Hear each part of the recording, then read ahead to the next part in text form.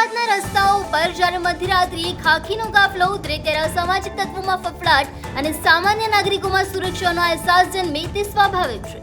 આગામી હોળી ધૂળેટીના તહેવારોમાં શાંતિ ડહોળાય નહીં અને શહેરનો દરેક નાગરિક નિર્ભય બનીને ઉત્સવ ઉજવી શકે તે માટે ઝોન 5 પોલીસ એક્શન મોડમાં આવી ગઈ છે। ખુદ ડીસીપી સાહેબની આગેવાનીમાં એસીપી પીઆઈ અને વિશાળ પોલીસ કાફલાએ રાત્રે 9 વાગ્યાથી અમરાઈવાડીના નાગરેવેલ 4 રસ્તા સહિતના સંવેદનશીલ વિસ્તારોમાં ધમાકેદાર ફૂટ પેટ્રોલિંગ શરૂ કર્યું છે।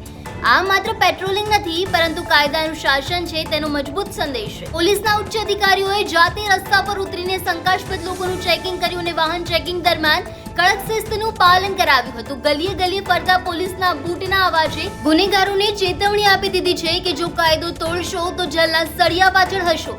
ઝોન 5 પોલીસના પ્રશંસનીય પગલાંથી રહીશોમાં સુરક્ષાનો ભારે વિશ્વાસ જોવા મળ્યો છે। સલામ છે અમદાવાદની પોલીસની આ સતર્કતાને જે રાત દિવસ જાગીને આપણી ઊંઘ સુરક્ષિત બનાવે છે। આગામી દિવસોમાં હોળી ધૂળેટીનો તહેવાર તેમજ હાલમાં જે રમજાનનો તહેવાર ચાલે છે તે સંબંધે સમગ્ર ઝોન 5 વિસ્તારમાં કાયદો અને વ્યવસ્થા જળવાઈ રહે તે બાબતે આજરોજ ફ્લેગ માર્ચ તેમજ ફ્રૂટ પેટ્રોલિંગનું આયોજન સમગ્ર ઝોન 5 વિસ્તારમાં કરવામાં આવ્યું છે।